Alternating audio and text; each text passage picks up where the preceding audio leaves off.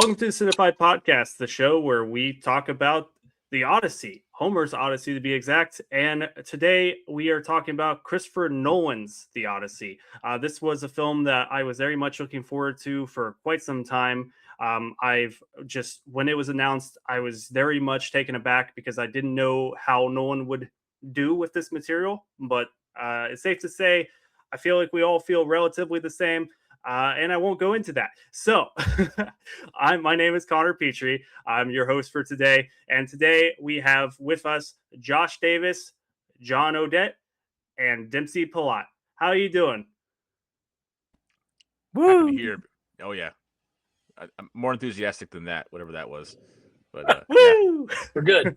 Super stoked. Yeah. All right. So I feel like we should start this off with kind of like, what were our expectations when this got announced? Were you a fan of the book, or have you never read the book? I'll just start off and say, as I already did, I was a big, I was really looking forward to what could have happened with this. I knew basically the cliff notes of the Odyssey. I've never read Homer's Odyssey. It was not something that was assigned in school. So I'm very curious about you guys, if you had that assigned in school, or if you just read it in your free time.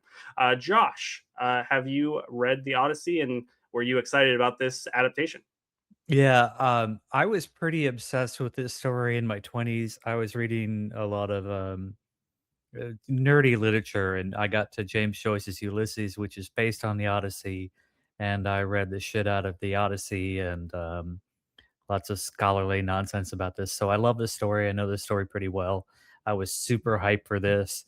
To have someone, get a couple $100 million version of this with Christopher Nolan directing it was a dream. So I was really excited.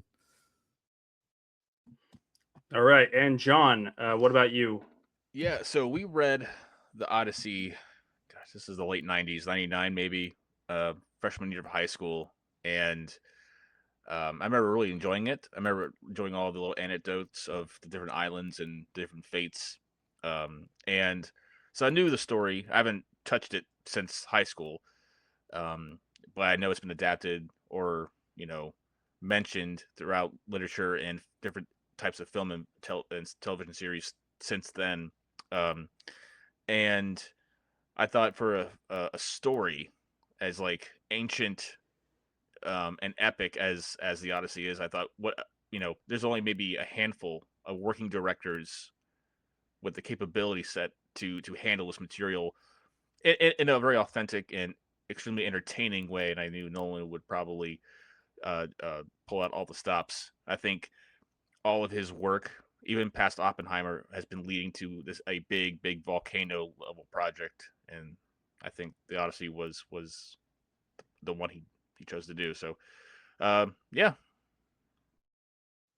Yeah, I mean, I agree with you, John. I think it's the handful of directors. You got Nolan, and then right above Nolan, I mean, we will love to see Zack Snyder. Just kidding. All right, Dempsey, what about you? You're fired. You're fired, Connor. This is we're done. Oh, man. No. Release the Snyder cut of the Odyssey. I'm not all here for that. I don't want that. I was just joking. Be clear, joking. All right, Dempsey, what about you? What is your history with the Odyssey? So in high school, it was like one of my summer reading lists, like for one, I think it was freshman year or whatever. I hated it. Did not understand it. I mean, I kind of understood that, it's about the follow-up of the Iliad. Like, you kind of know the story just because of pop culture. After a while, you kind of get the certain beats of what happens. When this movie was announced as Christopher Nolan's post-Oscar blank check movie, I was like that Vince McMahon meme that was like, Christopher Nolan is directing the Odyssey. Oh, with Tom Holland, Matt Damon, and all these other people. Like, oh, until like ultimately you find out filmed entirely in IMAX, like one of the most expensive movies ever made. Like, my mind was just blown. And it kind of got me thinking. I was like, let me give it a second chance. I'm older.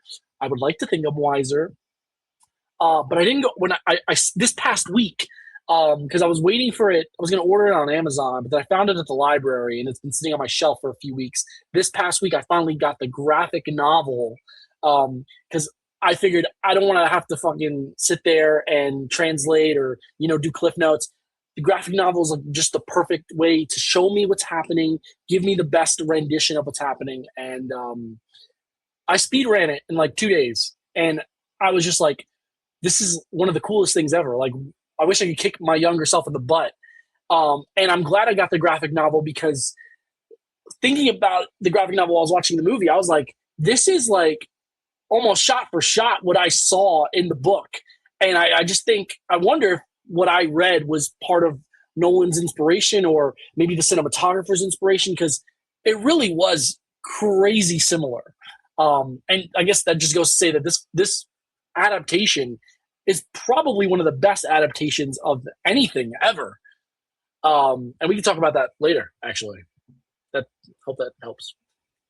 No, thanks, Dempsey. All right, and we have a new guest on the show. It's Kyle Wolfe, one of our writers, joining us, and we're going to start right where we left off. Kyle, what is your association with the book? Did you read it in school? I feel like maybe not, because I didn't read it in school. We went to the same school, but go ahead and let me know your thoughts and if you're excited about this adaptation. Yeah, we were supposed to read the book. I think I got partway through it. I don't think I ever finished it. So I mean, it's a new Christopher Nolan film, so that's where the excitement stems from. I don't know if I had much excitement for a new adaptation of the Odyssey or not, but just excited to see what Christopher Nolan would do with it, obviously. Yeah, I mean, I feel like that's probably the same boat I was in. So let's just kind of let's go over, before we go into our thoughts about the film. Let's just go into how we viewed the film real quick. I saw it at the 70 millimeter IMAX. It was like the real IMAX experience. I've only done that a handful of times, so that was really cool. But it also felt like a lot because it's all just kind of like in your face. Josh, what did you see this film in? We don't have an IMAX near us, but I saw this in RPX at a Regal, and I saw Oppenheimer at an RPX, and it was loud.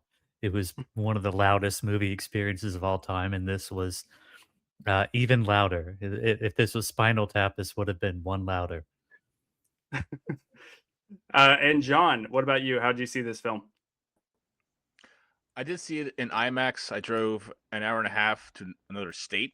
It was not in 70 millimeter though, but it was, floor to ceiling. It was just an incredible experience to behold. And Dempsey, what about you? So New York has like the second largest IMAX screen in North America, and I could not get tickets to it because I didn't, I wasn't special or cool. I couldn't get the tickets last year when they went on sale. But I got the next best thing, which I believe is Dolby Digital. I saw the last Avatar movie in Dolby Digital, and I thought like that was much better than seeing, an IMAX. And I felt like if I couldn't afford it or if I couldn't do it, that's the best way to do it. I was blown away. And if I had to choose, I didn't even think about it, but I would have gone to see it in 4DX. I feel like this is the kind of movie that you see in 4D. So if you haven't seen it, if you're one of the people that has not seen it yet, something to think about. Yeah, 4DX sounds interesting. We don't really have a 4DX around us right now, but it's coming soon. So hopefully it'll open while this film's still in theaters, because that sounds enticing. And Kyle, what about you? How did you see the film? And I guess, do you think, I'm aware of how you saw it, but do you think that it's the best way to see the film? Yeah, Connor and I got to see it together in 70 millimeter IMAX in Indianapolis. I've seen a couple of Nolan's films there now. It is really loud. I mean, any movie that you see in a legit IMAX is loud, honestly, but there's something about Nolan's films that are just slightly louder. It was a great experience. I mean, it looks amazing in IMAX. That's the way. If you can see it in IMAX, go see it in IMAX. But I didn't see Oppenheimer in IMAX. I saw it in Dolby Digital, and I saw Avatar that way too, just like we were saying. So I don't know. It's good. It's good, yeah. And I feel like we're all very much on that board. That see it on the biggest screen you can. If you can't, I'm sure every way that we all saw it is totally applicable and works. But I do think that. Uh, and yeah, Josh's cat in the background tickling his face, and we're not going to skip that. Either But Scylla or Charybdis, I'm not sure. and if you're unfamiliar with the Odyssey, Matt Damon in a recent interview said very simply that this follows Odysseus, him, as he leaves home for the Trojan War and struggles to find his way back home. Simple as that.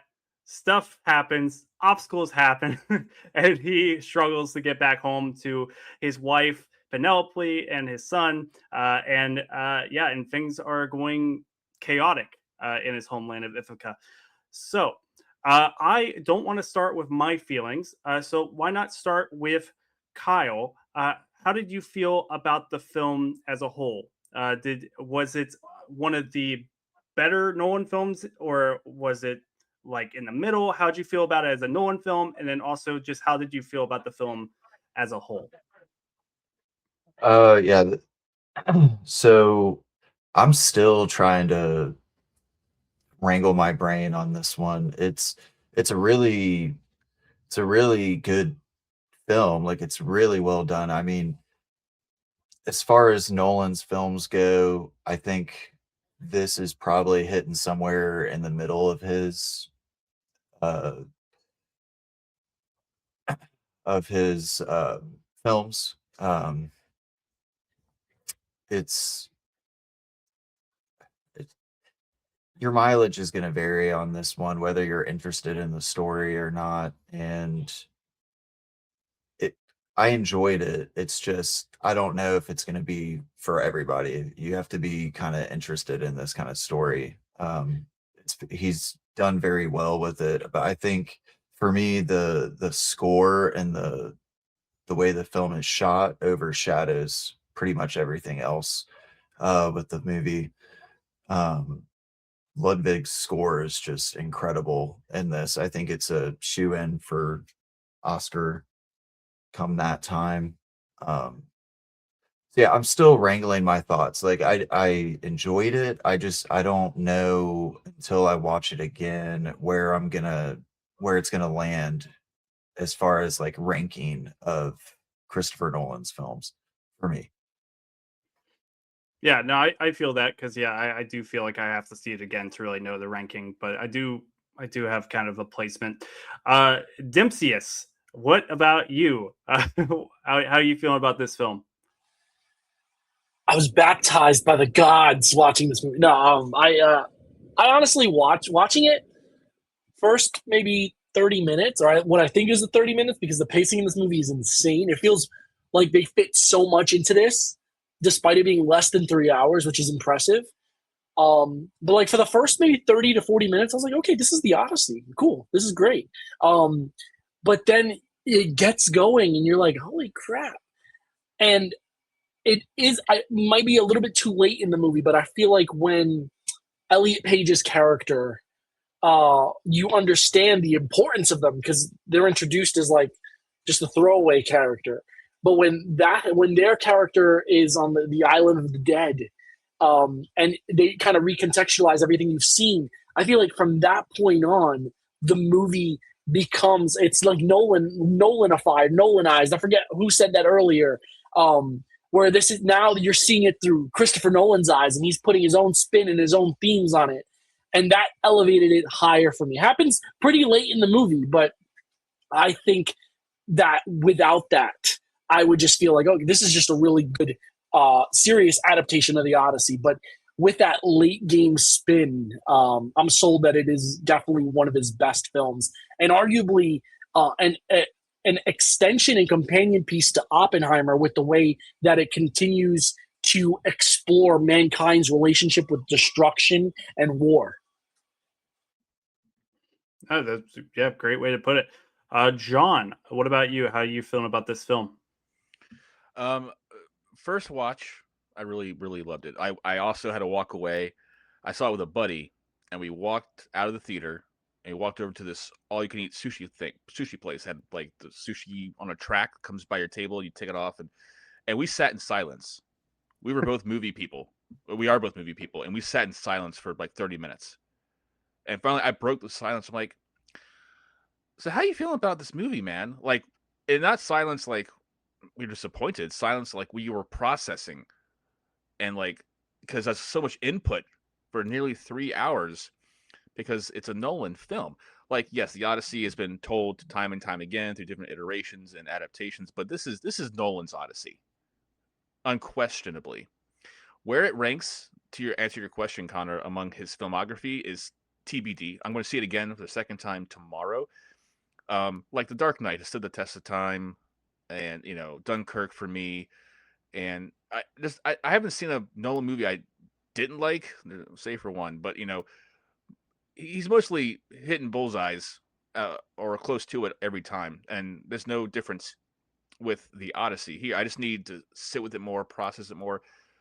As someone who's a veteran, it was really engaging seeing how when he was talking with Athena, Zendaya's character, how he was processing his PTSD, the character of Odysseus. That was very remarkable, and I wasn't sure how that would have been, how that was going to be communicated.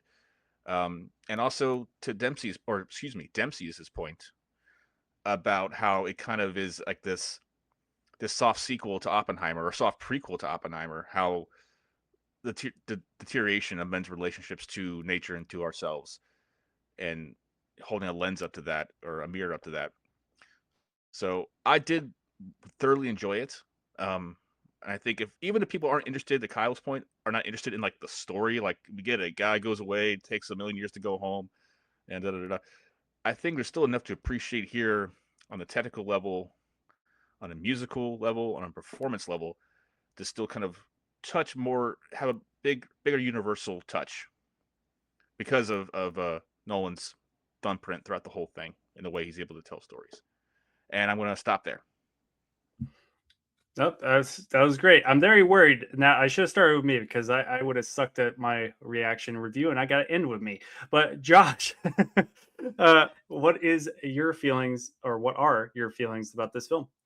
I think it's funny because there's going to be a million film bro podcasts, and here we are, another bunch of bros talking about a film in a film broy way, and I'm not going to buck that trend at all.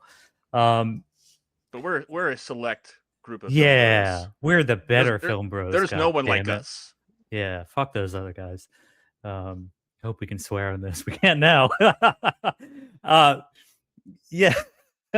I like what Dempsey and Dempsey and John said. I really felt this was an anti-war movie in its bones. I thought it was a big time illustration of PTSD. I love that aspect. To disagree a little bit with Kyle, I feel like this is a big tent movie. I could be wrong. If Oppenheimer made almost $1 billion, how the hell can this not? But yeah, it really does have some of the DNA of that in it. I agree with everybody who said the Ludwig score is incredible. I didn't know it was him until the credits rolled, and I went, "Yeah, of course, that makes sense." It literally rattled my bones in the theater. I don't know.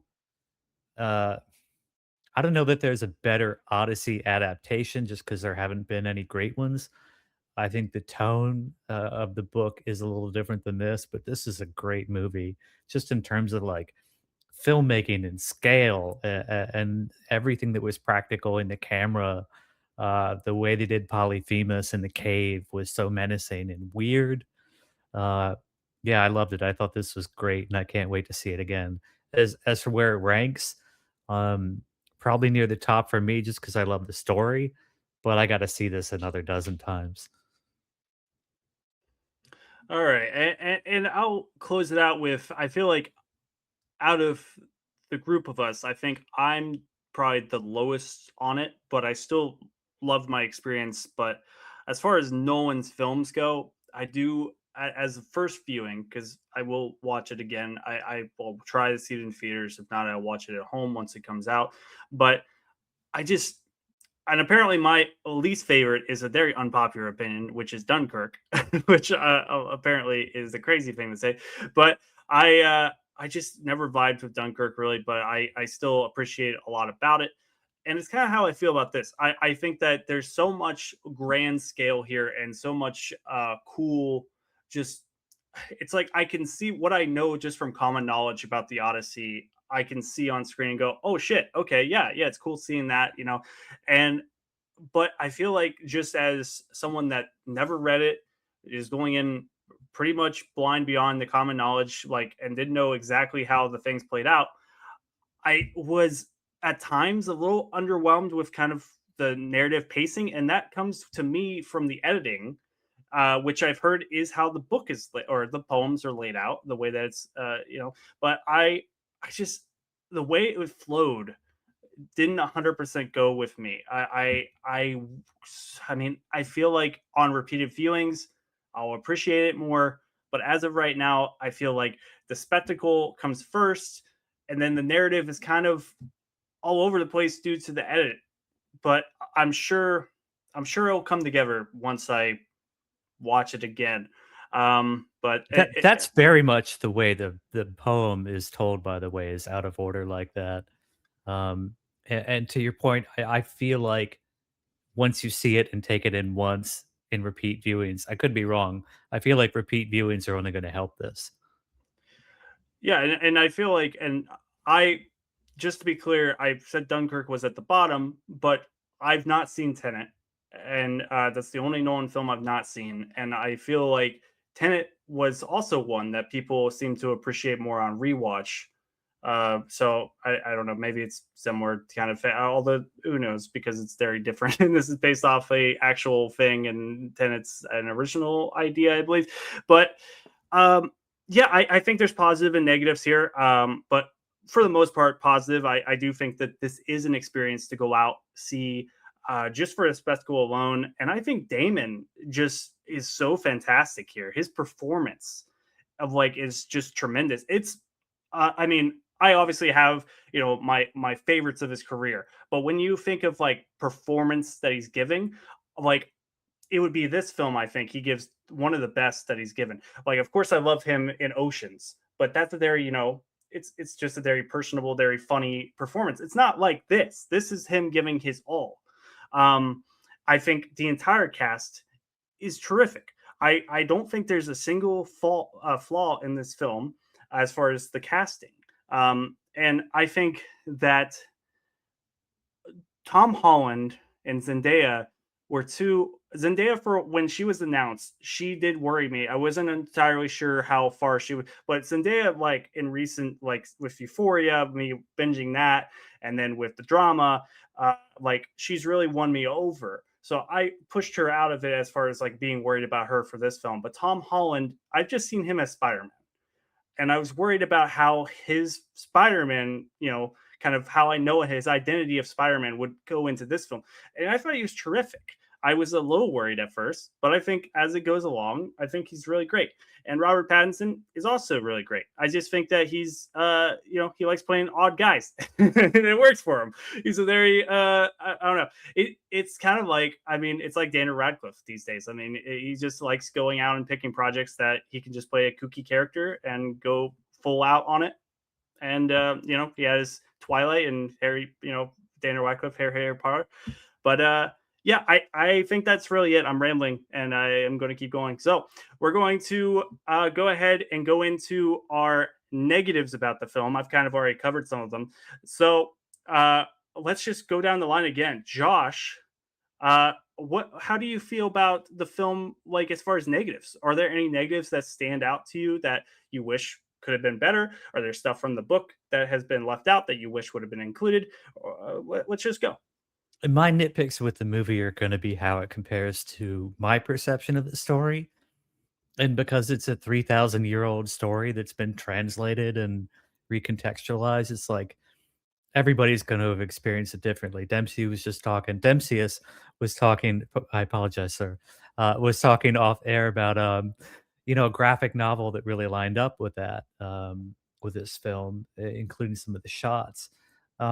my experience with the story, Odysseus was more humorous. He was more clever. He had a little bit of an arrogant streak to him. Um, there's a scene with Polyphemus in the cave where, in the story in the book, he lets them know on the way out who he is because he's been disguising his identity, and that sets up the whole Poseidon coming down on the whole crew because of what happens there. Um, so Odysseus was more of a PTSD character. He was more of a Nolan character here. He didn't have that kind of clever streak. Um, I thought Zendaya was way underused. I feel like there's a cut where Athena has a more cohesive arc in the movie that I kind of missed. I thought Tom Holland was okay as Telemachus. He didn't take me out, but he didn't suck me in the way everybody else did. I thought Anne Hathaway was incredible as Penelope. So like I feel like my qualms are gonna go away as I watch this again and settle into the story of the movie versus my own what I brought to it when I walked in. All right, and John, what about you? What are your negatives about the film, if you have any? Um, the only negative, I mean, I had to see it again if I really want to start picking apart the pieces and nitpick and pull on threads. But the only thing that really bugged me was what's bugged me about almost every Nolan film since at least as far back as The Dark Knight Rises, is the sound mix. I always feel I had to compete with everything in my surroundings to understand the dialogue. Um, Tenet was one of the biggest violators. That first experience watching Tenet was so rough because I was in the theater and there's no subtitles and I couldn't hear a thing they were saying, and the movie was already confusing with the subtitles.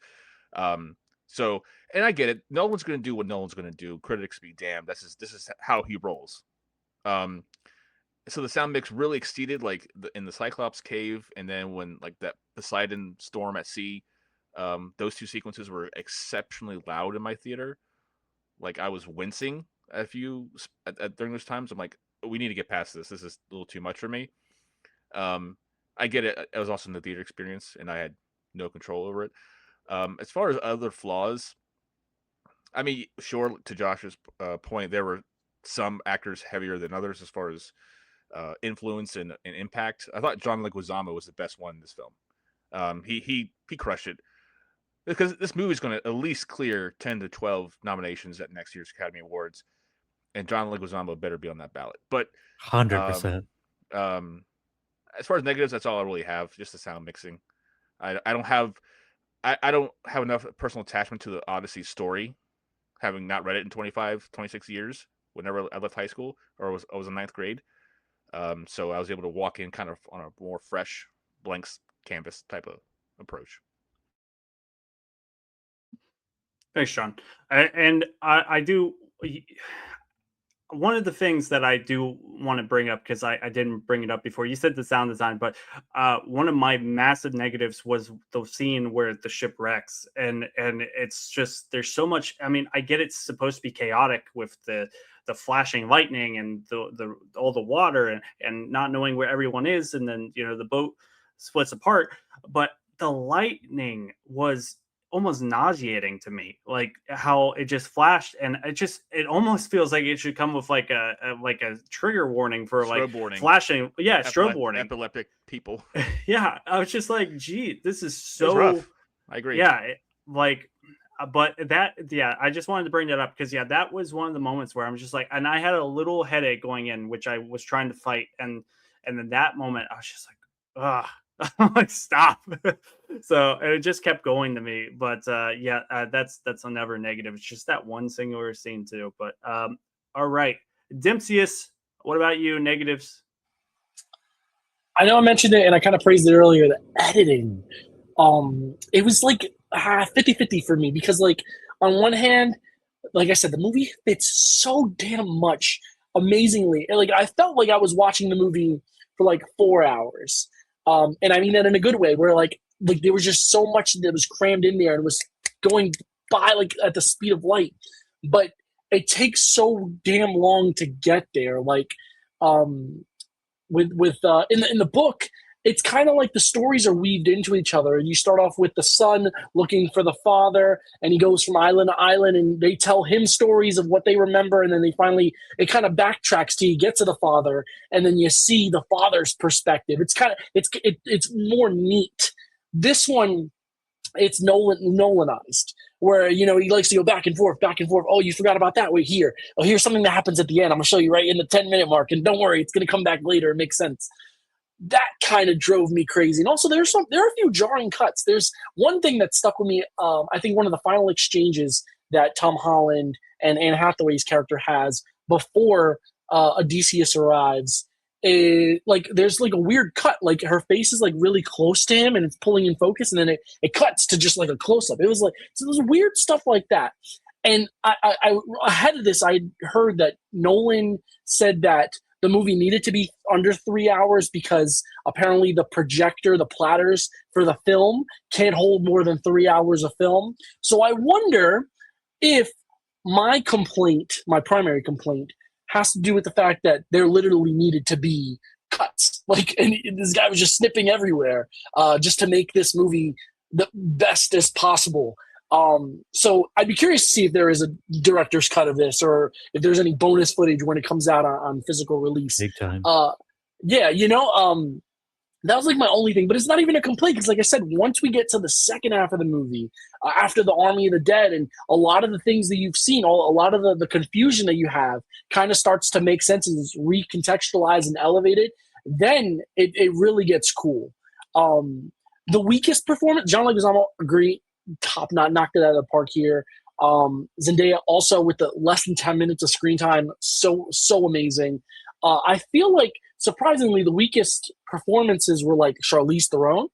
Like I felt like she was just being Charlize Theron. I didn't feel any emotional weight to her character, and I feel like she plays such a big role in Odysseus' story that I wanted to at least feel the love that she felt for him. Like, make us feel that you've been with this guy for so long. When she said to Odysseus, "You need to remember," for like the 14th time, I was like, Jesus Christ, we get it. Like, and I thought, and her affect didn't change. At all throughout the whole thing. So I hear you. Going into this, I thought John Bernthal was probably going to be my biggest concern because this guy is just like a gangster in every movie that he's in. But he fit right in. Great. He was great. You're waiting for him to say, "Let me tell you something." Yeah, let me tell you something. So that was kind of the shocking part, and then the final thing that kind of bugged me was the ending. Not really the third act. The third act I thought Nolan handled brilliantly. I was kind of concerned with how he was going to adapt it, and I thought it was really cool. But the way it ended, usually all of Nolan's films have a wonderful way of crescendoing with the music and the whatever the voiceover is of the character. Like, it all usually ends, and you're already at the high, and it makes you like, oh my god, this is amazing. And I didn't feel that here. I feel like the movie kind of just ends abruptly. And I wanted a little bit more of, but once again, I don't know if maybe there was a slightly better ending and it was left on the cutting room floor. So those are I did think the last shot of the Trojan horse burning was very symbolic. Oh yeah. That was almost on the nose, but like, I get it. So I don't know. I'm trying to like understand the complaint that you have, Dempseyus. About what the editing or the ending? Just like how he kind of crystallized all the components, because I thought the ending was packaged very well. That kind of fit. It was very nice and neat and tidy. Telemachus, you're the king, good boy. Yeah, and we're on the boat. Me and Mom we're going to retire to this cruise ship. You know what I'm saying? Like, I don't know.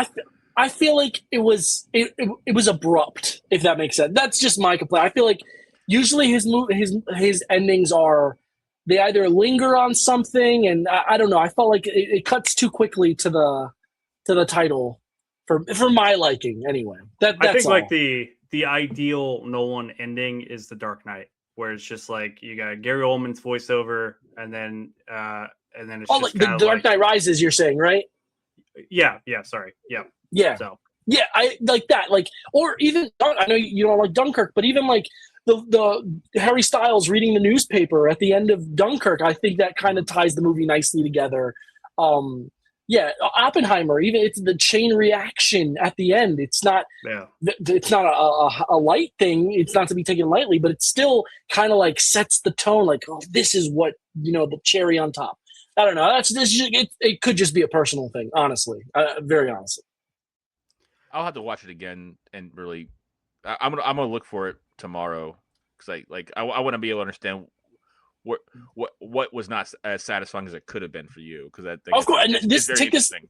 I've only seen it once too, so Sure. I mean, I can't wait to take it in again and maybe view things differently, or take some of the things that you liked and hated and try to understand those as well.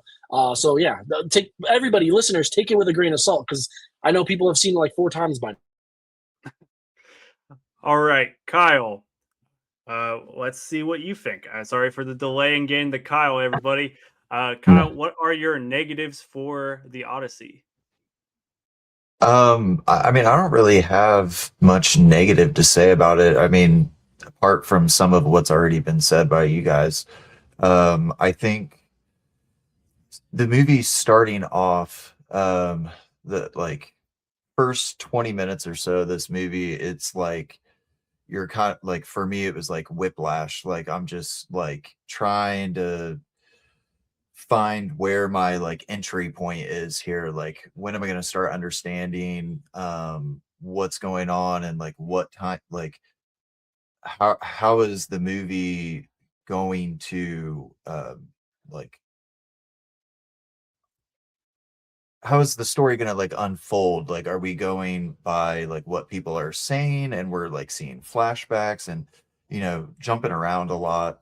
So that was like really the only main struggle I had, was just that first 20 minutes, just like, okay, like but once you're locked in after that, like once you understand how the story is going to unfold and like all the different perspectives and everything, you're just locked in. I mean, I laser focused. I was so interested in everything that was happening. There's so much amazing elements in this movie to like unpack and everything.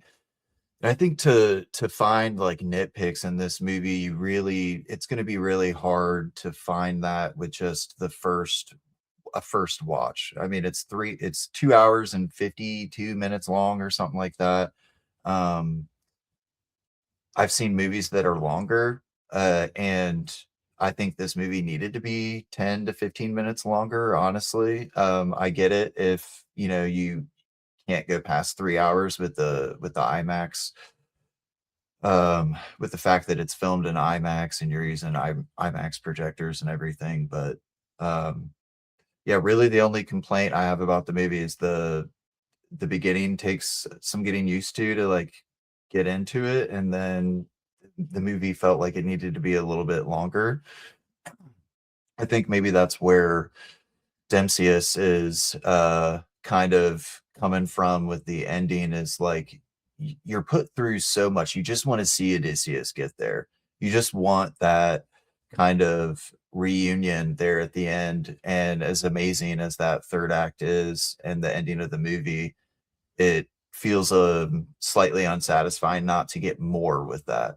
So not a whole lot to nitpick. You got to watch the movie more than once. Just like you have to watch it more than once to figure out where it's going to land on your ranking of Nolan films. Yeah, so that's all I have really. And Kyle, were you? I can't remember because we were in the car with several people. Were you not so into Bernthald's performance? I mean, it's hard because with Nolan films, they're jam packed. It's just always a crazy star studded cast. So you get a lot of actors that are just, want to be in a Nolan film, and cool, I've got 3 minutes of screen time, I'm in, like Josh Peck in Dunkirk, or not Dunkirk, Oppenheimer. just super stoked to be in it. So like Bernthal, he's in the movie. I don't know. He's probably got 10 minutes of screen time. He's fine. I mean, it's essentially John Bernthal.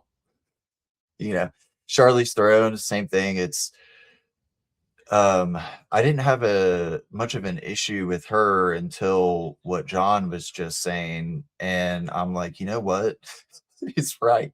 So I think they probably just needed to do better at showing that relationship in general. Like, I didn't know who Calypso was supposed to be. I had to look it up after, like, that they're kind of in this love thing, and how much time had gone by during that.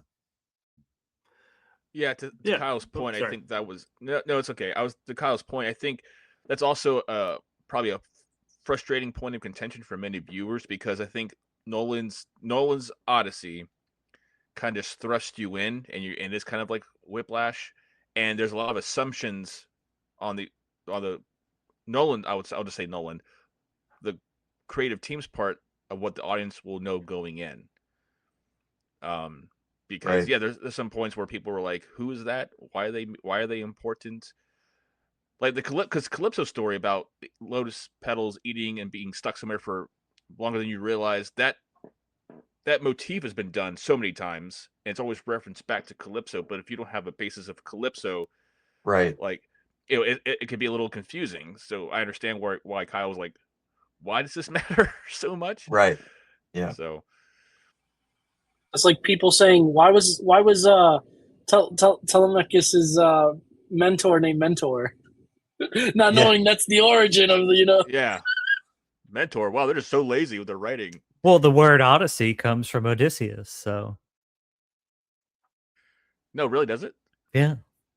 I'm kidding, man. I didn't know we were doing English class today. God damn it. All right. Well, I feel like the best way to go from here, and we're in our last little bit of the podcast, before we get into our final thoughts. What would you say was your biggest highlight of the film? What moment in the film to you from first viewing really stood out to you as like wow, or something of that capacity? I mean, for me, I feel like it has to be the We're final gonna time fight. you. We're gonna time you, Yeah, Connor. okay. It had to be the final fight. It had to be with Robert Pattinson kind of standing in the background, and then the reveal of Odysseus. And everybody just. I don't like Dempsey shaking his head right now, but I mean, to me, that moment Dempseyus. was so. Yeah, sorry, Dempseyus, but that moment to me was just so thrilling, and so it had me captivated more than anything else in the film for me personally. And while I as someone that has not read the book, I was not expecting him to survive his wounds because they seemed very fatal. but um but that whole everything was, I thought, really well shot. I really love the action there, especially with so little action between like men versus men the whole time. It's mainly like you have the Troy battle, which is sort of a battle, but then for the most part, it's like more like supernatural, like mythical type creatures against humans. So I just thought that's moment in the film, especially with just what happens with Pattinson in the end of it. That moment to me makes this film, because the whole film is building up to Robert Pattinson being, and I unfortunately forget his character name, and if you tell me, I'm not going to pronounce it right, so just don't. But I mean, he's such a spoiled brat, the movie, and then you see his comeuppance at the end, and I was all for it. So that's my moment. John, hope I did okay with my timing. Let's go down to Kyle. Kyle, what is your favorite moment of the film? What's your highlight? Again, hard to say with only seeing it once, but no, it's funny because we were kind of talking about this a little bit after, but the first time you see the Trojan horse on the beach in the sand, there was something about that shot where I was just like, oh my God. It was like anytime they showed the Trojan horse was blowing my mind. I don't know why. It's I I mean, think it felt so obviously real. shot.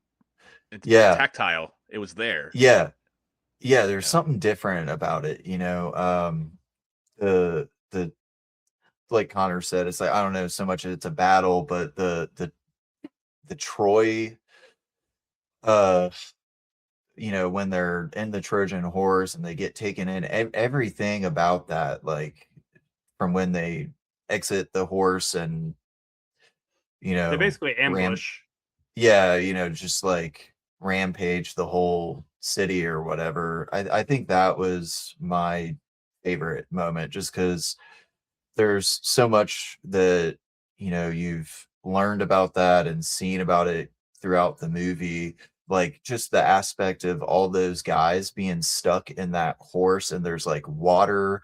It's like some of them are drowning, they've had to piss and shit in that thing like for days. It's hot, it's recycled air, you know, it's just you know everything about that scene. And like John was saying earlier, like like the moment where Odysseus is like battling with his PTSD, like from what they're like what he's seen happen and what he's doing and everything. It's just that's one that stands out for me. All right. Thanks, Kyle. All right. We're just going to keep jumping around. John, what about you? What's your highlight? Just to caveat or yeah, to kind of go off of Kyle's thing, I did like with the Trojan horse when they finally exited the Trojan horse once they're inside of Troy. I like how the guys getting out were kind of wobbly, like their legs were asleep. Like that was a really great detail because like any other director would have them jump out and start kicking ass, and like no, they're like fuck man, I can finally breathe. Like this is great, you know. But part of that scene when they're sacking Troy, when Odysseus he throws the lantern over the wall and it lights up, you see all the Greeks waiting. That was a fucking killer shot, and they showed it twice. So I was like, yeah, that was so badass. But so it was my favorite, probably my favorite shot. And it's like kind of anything to do with the Trojan horse kind of bit was really fascinating. But I think my favorite actual sequence was when they're in Hades, because they shot that on the beaches in Iceland, and that whole sequence was so breathtaking. And it kind of puts into context the "Let's Go" that was everyone was boo-hooing from the trailer. It kind of contextualizes what was actually happening there. And but that whole scene when he's talking to all the shades of all the dead, you know, to Agamemnon and what Synod or Simone or what's the name? Sinan. Sinan. Yeah. Yeah, close enough. We're talking to all the ghosts. That whole so ethereal, atmospheric is fucking great. That's where I'm gonna park it at though. That's a good choice. Josh, what about you? I didn't watch any of the trailers for this because I knew I was going to see a Nolan Odyssey no matter what, so I wanted to kind of stay away. Weirdly, in my head, I was fixating on the Cyclops scene, and I told myself going in, like, I'm going to judge this based on how they pull off the design, the feel, the whole thing. And it was so weird and surreal and creepy and practical looking and almost like Roy Harryhausen-y. Like this didn't look like a CGI thing coming at you. This looked like something that you use forced perspective in, and the way the eye was turned and the way the nose was sideways on the like it was so creepy and cool. Like I was in from that scene on, and that I think a few other people said there was a bit of a momentum issue in the start that I agree with, but once I got there, I was totally on board. That was a big highlight for me. All right. Thanks, Josh. And let's end with Dempseyus. What about you? What is your highlight of the film? John stole it. Thief.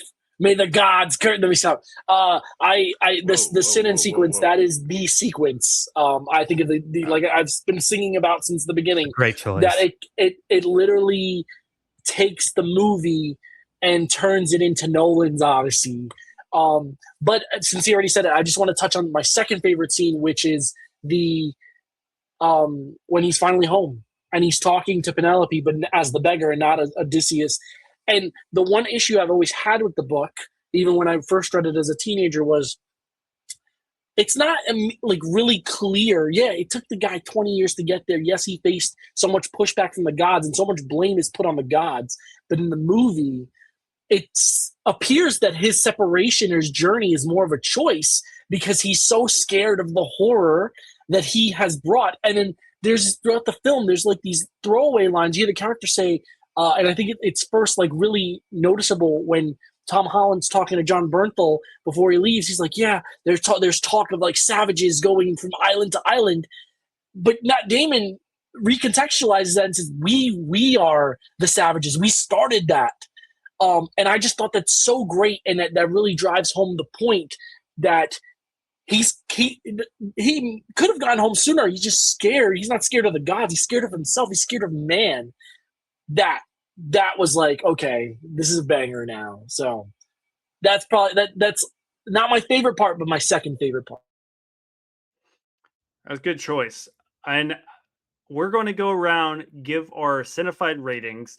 If you're unfamiliar with Cinefied.com, we do 3 ratings. We have the full popcorn, which is a must-see, a half full popcorn, which is a maybe go see, and a spilled popcorn, which is a mistake. I feel like we're all in the same boat, but because I was the lowest on it, I'm going to leave myself for last. Kyle, what would you give it on the Cinefied scale? 100%. This is a full popcorn. I would say if you have one movie that you can go see in this year, at least so far. I know we're only 7 months into the year, but this would be the movie to go see. This is your most theatrical experience. You're going to get the most out of a theatrical experience with this one. It's excellent. So yeah, full popcorn. Dempsey, what about you? What would you give it on the Cinefied scale? Full popcorn, obviously. And it's not my favorite movie, okay? You guys have to wait until the end of the year to find out what that is. But it is the best blockbuster of the year so far. Not Project Hail Mary, not the Minions. It's this by far. And it's Nolan operating on all cylinders. Definitely check it out. John, what about you? What would you give it on the Cinefied scale? Oh, this is a full popcorn all day. And this is the type of film that validates the reason for the cinematic experience to exist.